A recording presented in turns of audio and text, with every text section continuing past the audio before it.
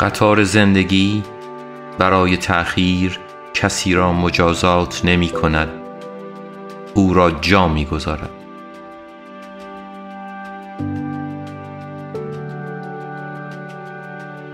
می شنویم شعری دیگر از تنین واژه ها با نام راز تردستی.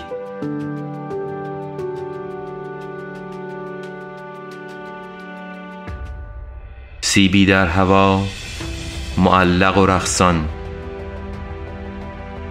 تردستی دست افتان و خیزان،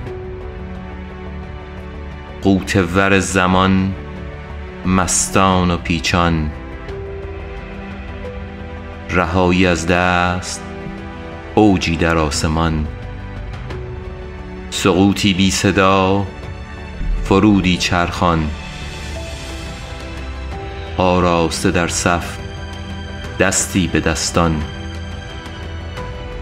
سیبی چو فامیل با عشق جانان، همواره در دل پر نور و تابان.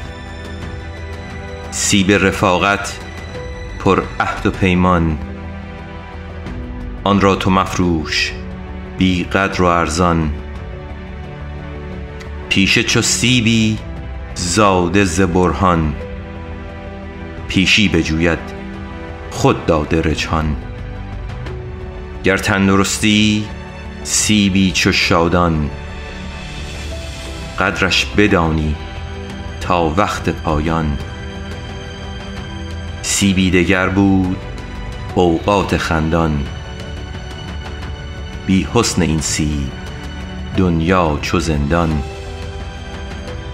تردستی دست چون راز دوران، یک لحظه غفلت